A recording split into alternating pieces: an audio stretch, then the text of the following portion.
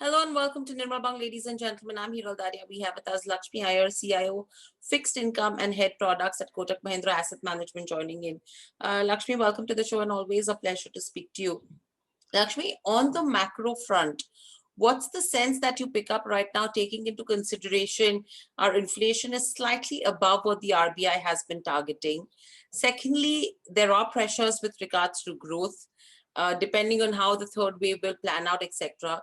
So, taking feedback from what happened in the first wave, what happened in the second wave, and now in anticipation of the third wave, how are you seeing the scenario pan out?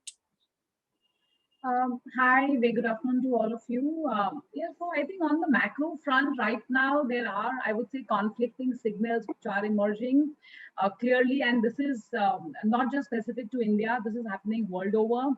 But since we're talking about India, I think it is important to note that inflation has been consistently sticky. And when I say consistent, it's not been there for 1 year, it's been there for 2 months. But in such a market scenario, or such an environment where growth is, getting revised downwards, even a back-to-back 2 months of higher than threshold inflation tends to have jitter pangs in the tummy. So I think that's where we are right now.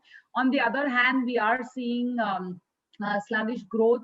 Formal growth estimates have got moderated on the lower side, and I would say we are at that inflection point where things are looking pretty good, but we need to be extremely mindful, as you rightly observed, as to how this pandemic will phase out, or pan out in the next leg. Taking cue from global. I would say actions or global observations. There is no room for complacency.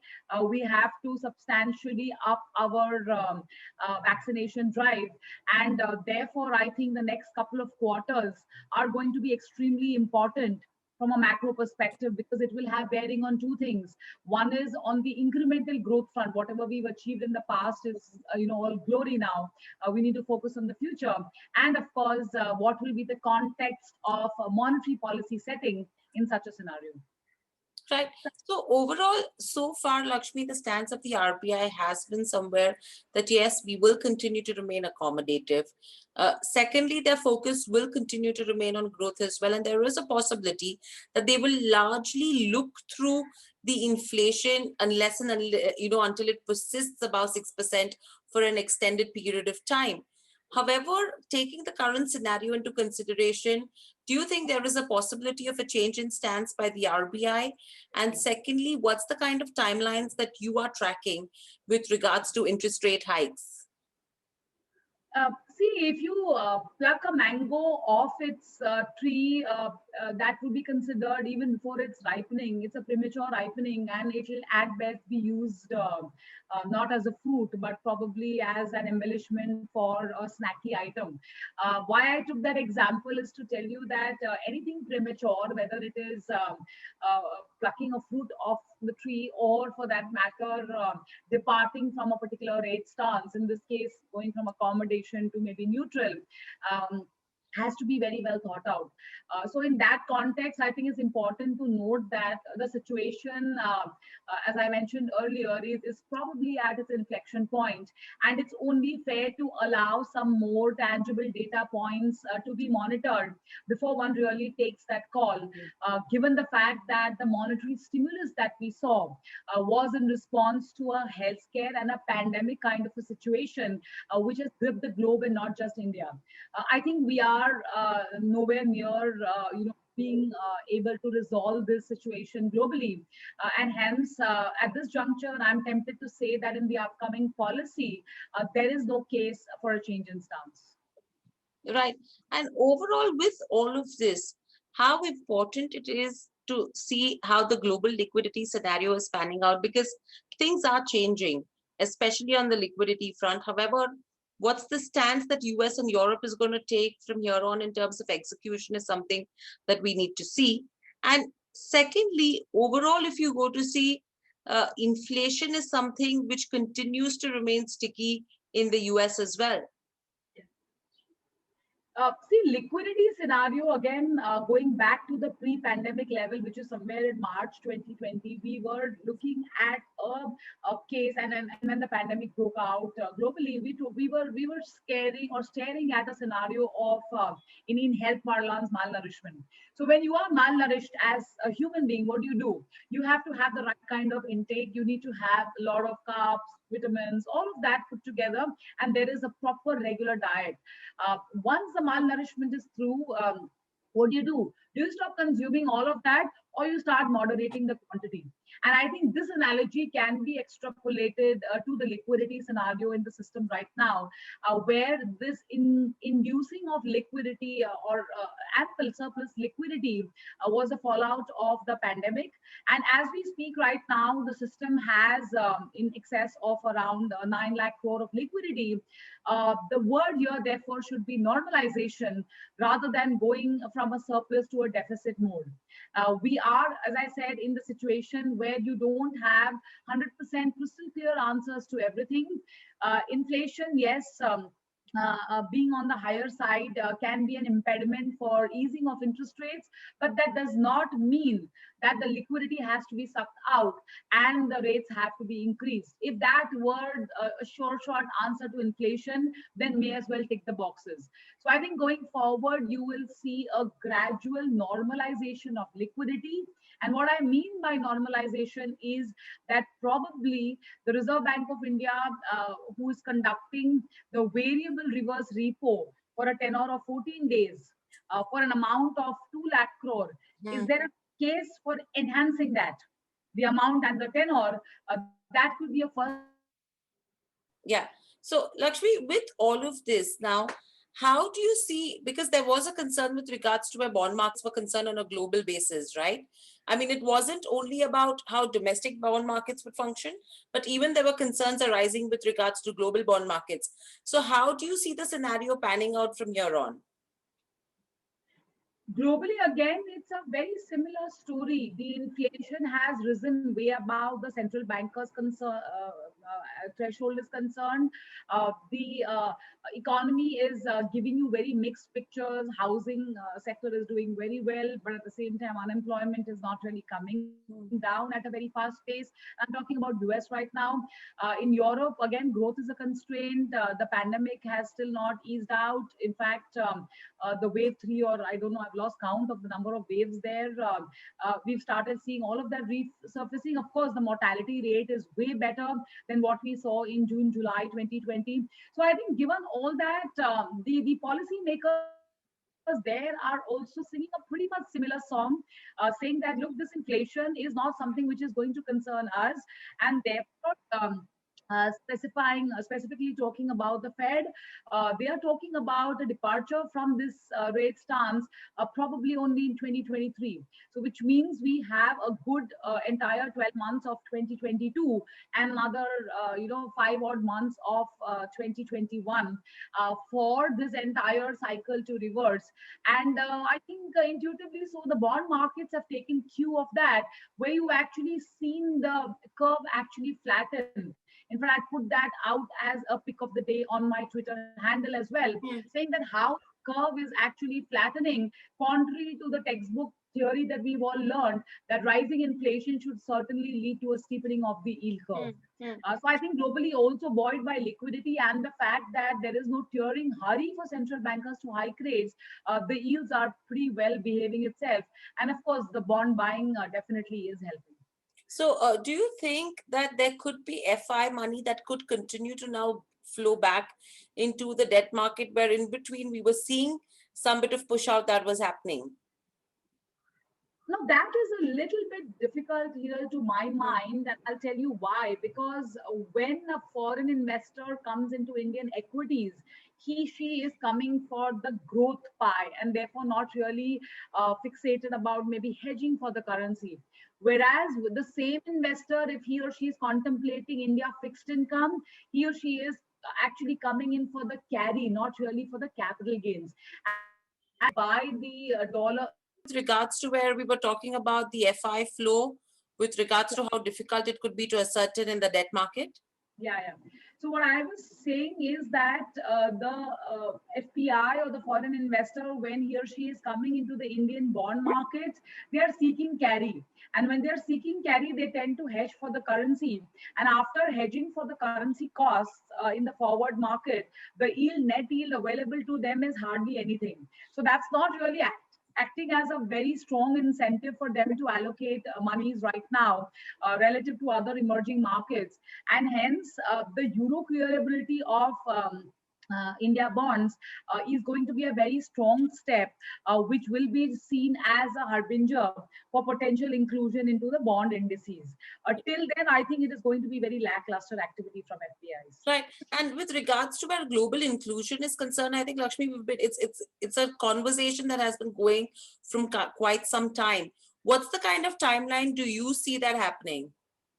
So as I mentioned, we require a euro clear settlement as a first step towards these bonds. And once that happens, uh, then the next logical step would be inclusion into the bond indices, because that's when you can trade these bonds, almost 24 by 5, Monday up until Friday across the globe. And I think that is a prerequisite, which is not available.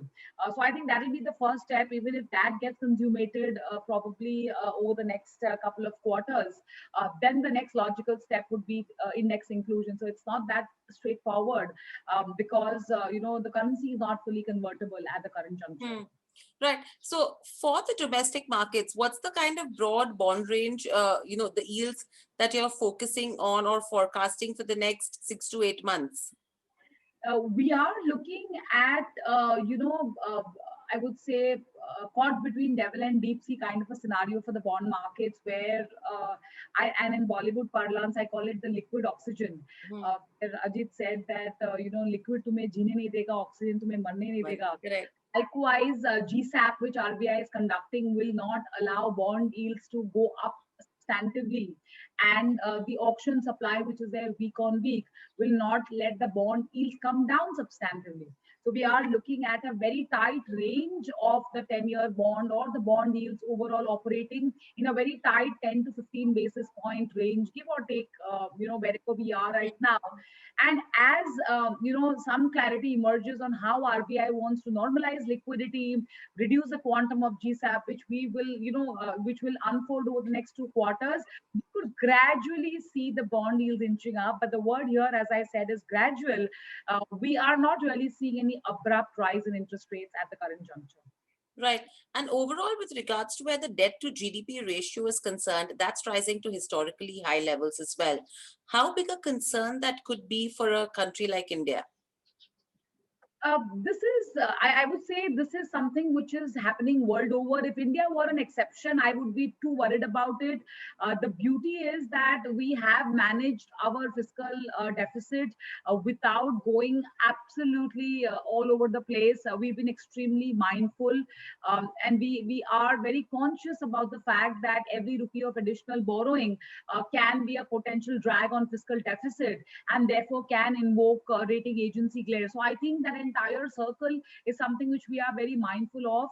Unfortunately, this is an induced add-on. If the economy were functioning pretty normally, I don't think any country would need to do this. So I will be mindful of it, but will I be excessively paranoid about it? The answer is no. Right. And when you talk about the fiscal deficit front as well, Lakshmi, overall, now we have seen a modest balance sheet expansion that has happened so far. The government, however, in its FY22 budget went ahead and cut their allocation to the rural sector, including the Manrek schemes, etc. Simultaneously, your earnings outlook is looking pretty strong for FY22 as well from the corporates. Do you think the government will have to come out with some measures to support the MSMEs, people below the poverty line, taking into consideration the partial lockdowns that we are facing? And if that happens, that's something which will start putting pressure on the balance sheet once again? Already, we have seen back-to-back announcements to Hmm. this cause. We have seen special impetus on the MSME, the microfinance, and the other sectors where there is genuine requirement. Of course, all sectors require, but it's more of a relative thing. So we've already seen a lot of announcements, and to that extent, how much of that could be balance sheet expansionary is also quite well entrenched. Going forward. I think one needs to wait and watch for all of these schemes to actually get implemented and the efficacy of that to be met before you announce another round of such measures. So I think so far, unless something very drastic happens on the pandemic front, see, one Hmm. also needs to be mindful along with the virus catching momentum, even the vaccination is catching momentum. Indeed. Pace can be debated. So I think it's only fair that we wait and watch right now before we are getting very ambitious and expecting further announcements for any of these sectors, because now the walk the talk has to happen. The announcements, I think, are pretty adequate for now. Right. And overall, Lakshmi, with regards to where current account is concerned, now clearly, at least in terms of foreign currency, we are on a surplus right now. Secondly, overall, do you think that somewhere eases the pressure on our currency as well? Certainly. So the CAD, or the current account deficit, which is well under 2% of the fiscal deficit right now, is a welcome positive. I would also add on to that the foreign exchange reserves, which are equally complementing a lower current account deficit, are at an all-time high of north of $610 billion. Now, a combination of these two are pretty strong war chests, I would say, Hmm. that we have built up to potentially combat any rout on the currency, if at all it were to happen, which will make us, of course, certainly. Exposed if there were to be massive, I would say, rout on emerging or Asian currencies. But will we be so vulnerable as we used to be in the past because of no adequate reserves? I think we are better placed this time to combat a currency war if at all that were to emerge. And hence, depreciation may be inevitable, but the quantum and the pace and the magnitude can be moderated given that we have reasonable arsenal on our war chest right now. Right. And overall, crude has started to ease off right now. Commodity prices, maybe for a short term, are easing off. Earlier, the concern was that if we have crude prices at higher levels, commodity prices touching the roof, and the way the dollar index has been acting, that could put pressure on our currency as well. How has the scenario changed for you, and how do you see the rupee moving from here on? I think all of these points which you just mentioned are probably icing on the cake for the currency. Historically, if you see, the currency in India, or the INR, has been one which has been exhibiting depreciating trend on a block of 3 years, I would say, because past 12 months, or if you see a calendar year 2020, the net impact is that of an appreciation. So I think the pace, or let me, more than the pace, I would say the trajectory of depreciation over the long term, to our view, remains intact. But I Hmm. think the intensity is coming down, and therefore it's fair to expect an extremely range-bound currency even in the near to medium term, because at every lows you can expect. Some bit of rationalization, some bit of expectation of buying coming in, etc. And obviously, on the extreme end of appreciation, that's also not something which we really want as an economy. So, a very tight trading range in the near to medium term could be the outlook for the INR. Right. And very lastly, if someone, Lakshmi, is looking to invest on the debt side right now as a retail investor, what would your tick marks be for the person? Most important tick mark is that fixed income returns are annualized. So what you're Hmm. seeing as 3% and 4% is annualized returns, and people are used to seeing that 3%, 4% absolute returns in Hmm. equity markets. So I think that's point number one. Fixed income has a solution suited to every interest rate regime, but there is going to be volatility. So the tick box number two is please rationalize your expectation on fixed income returns, and try to suit the fixed income strategy in line with your investment horizon. If there's a type mismatch there, there is bound to be disappointment. And last but not the least, be mindful of how much of interest rate risk and credit risk you can, fathom or stomach. And based on that, you will need to alter your requirements into the fixed income solutions available. Absolutely, a very well made point as well. Thank you, Lakshmi, so much for joining us on the show. Apologies for the glitches that we were facing on the back of the internet. But thank you. Speak to you soon again and stay safe. Thanks a lot. Bye. You Thank too. you. Take Bye. care. Subscribe to our YouTube channel for in-depth interviews of India Inc. and press the bell icon so that you do not miss our updates.